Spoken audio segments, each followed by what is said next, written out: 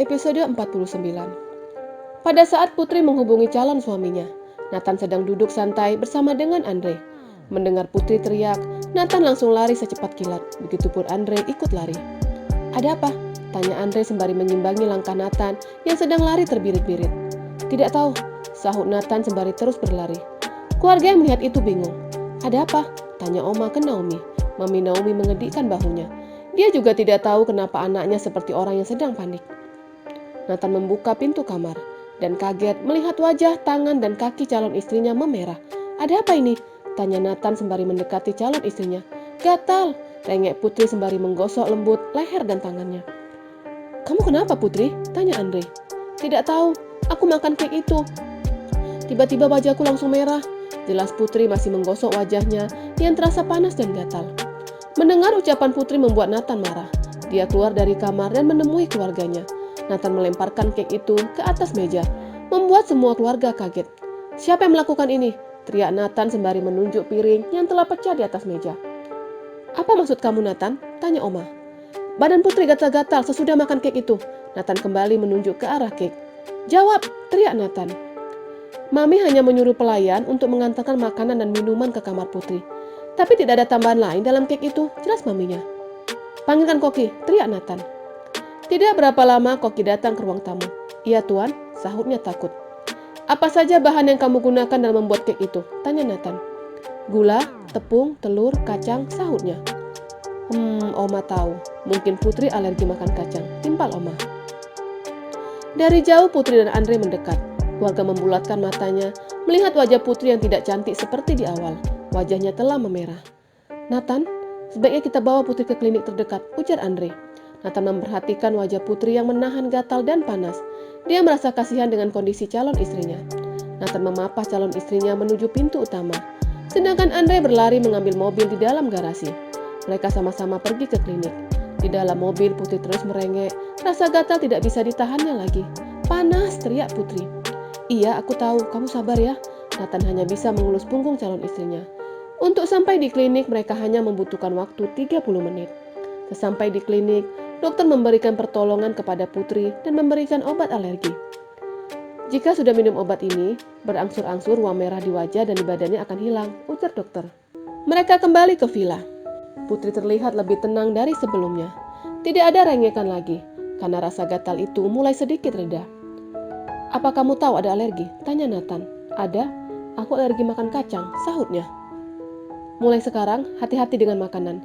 Tanyakan bahannya sebelum kamu makan. Jika tidak, bisa terulang seperti tadi," ujar Nathan. "Seharusnya kamu mengatakan hal ini kepada Koki," timpal Andre. "Jika tidak diberitahu, Koki bisa saja memasak dengan bahan itu, karena mereka juga tidak tahu." Mobil sampai di villa. Nathan kembali memapah Putri ke kamar. Setelah Putri beristirahat, Nathan kembali menemui keluarganya. "Aku tahu, ini rencana kalian untuk membatalkan pernikahanku. Jika sampai terulang kembali, awas," seru Nathan dan berlalu menemui Koki, mengatakan tentang alergi yang diderita calon istrinya. Malam harinya, keluarga telah berkumpul di ruang makan. Hanya Putri dan Nathan yang belum terlihat. Pria itu sedang menunggu calon istrinya di depan pintu. Nathan bersandar pada dinding sembari menyilangkan tangannya di dada. "Kenapa wanita selalu lama kalau berdandan?" gerutunya ke Andre. Tiba-tiba pintu kamar terbuka. Terlihat Putri keluar dengan gaun panjang berwarna hitam tanpa lengan, dengan rambut digerai. Kedua pria itu sampai terpana melihat kecantikan Putri. "Kamu sudah tahu jawabannya," bisik Andre. "Iya, kamu benar. Pantas lama. Ternyata dia telah memoleh semua wajahnya," sahut Nathan berbisik. "Tapi cantik kan?" bisik Andre lagi. Dengan cepat Nathan langsung menoleh ke arah asistennya. "Jaga mata hatimu. Dia calon istriku," bisiknya. "Haha, cemburu." Andre tertawa. Nathan mengulurkan tangannya ke arah Putri, dan wanita itu selalu jalan lebih dulu. "Kebiasaan jelek," gerutu Nathan sembari mengikuti Putri. Begitu mendekati ruang makan, Nathan langsung melingkarkan salah satu tangannya di pinggang calon istrinya. Putri menoleh dengan cepat. "Kita mendekati para juri," bisik Nathan sembari tetap melangkahkan kakinya ke ruang makan. Ketika mereka masuk ke dalam ruang makan, semua keluarga membulatkan matanya. Mereka terpukau dengan kecantikan Putri. "Ah, sial, kenapa dia semakin cantik?" gerutu Anggun pelan. "Kenapa dia seperti Dewi?" gumam Januar. Dan pada saat itu Naomi menoleh ke arah istrinya. "Siapa Dewi?" Tanya Naomi. Kamu ngomong apa? Saud Januar gugup sembari menunjuk ke arah Nathan dan Putri, yang mana calon pengantin pria sedang menarikkan kursi untuk calon istrinya, dan Naomi ikut menoleh ke arah yang ditunjuk suaminya. Mereka mulai menikmati makanan itu, tapi tidak dengan Putri. Dia takut ada kacang dari semua makanan itu. Makanlah, tidak usah khawatir. Aku sudah mengatakan kepada koki untuk tidak memberikan bahan yang bernama kacang, ujar Nathan. Setelah cukup yakin, Putri mulai memberanikan diri untuk menyantap makan malamnya. Dengan kepala tertunduk, Putri menghabiskan makanannya. Dia lebih baik menundukkan kepala daripada menatap semua mata yang ada di depannya. Setelah selesai makan, Nathan mengantarkan Putri kembali ke kamar.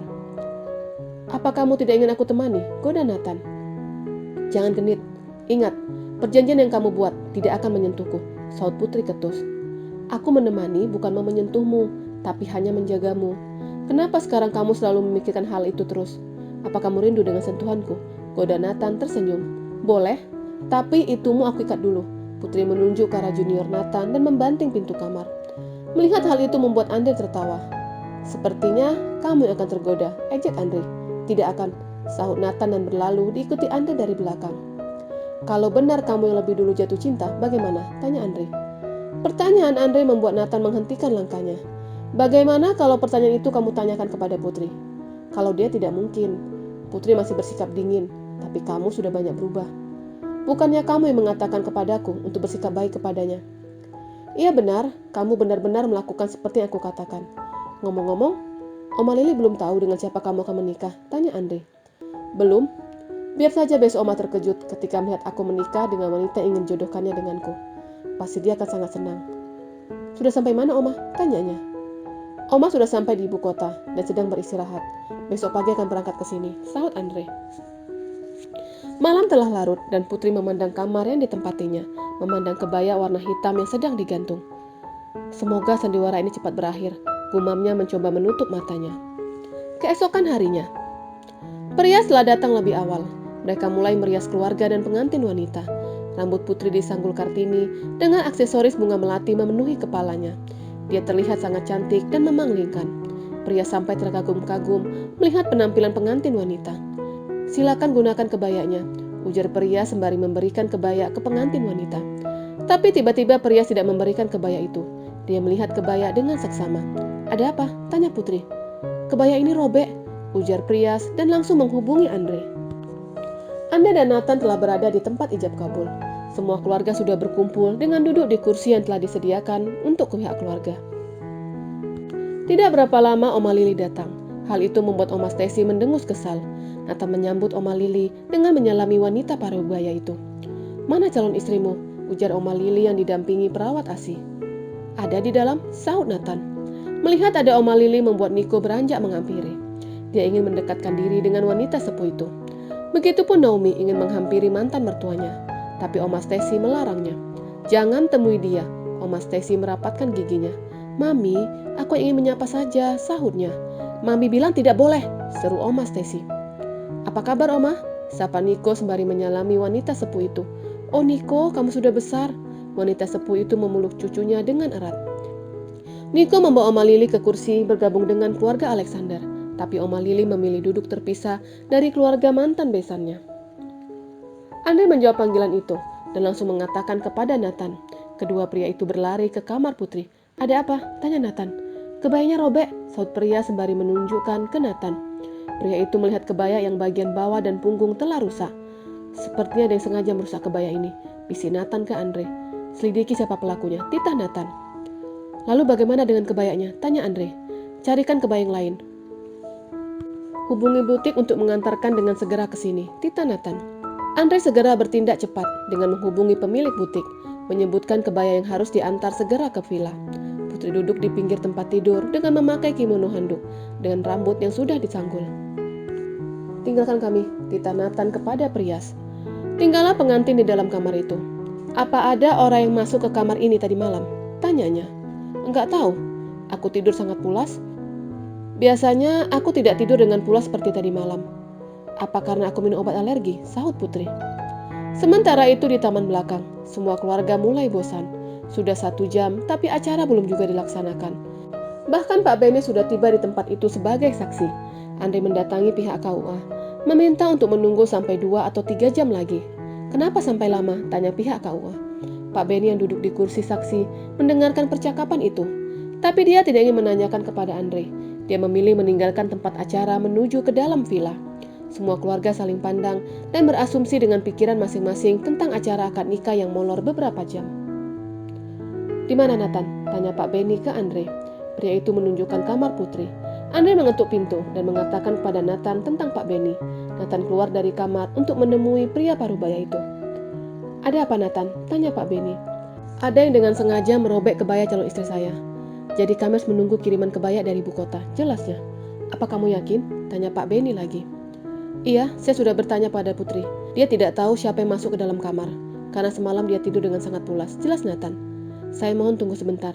Mungkin 1 jam lagi kebaya itu datang," ujar Nathan. "Baiklah, saya akan menunggu." Saya ingin menginformasikan. Bayi yang ada di dalam kandungan Nadia meninggal," ujar Pak Benny. "Meninggal? Lalu bagaimana Nadia? Apa dia bisa selamat?" tanya Nathan khawatir. "Semoga dia bisa bertahan. Hanya dia saksi kunci," ujar Pak Benny dan bersambung.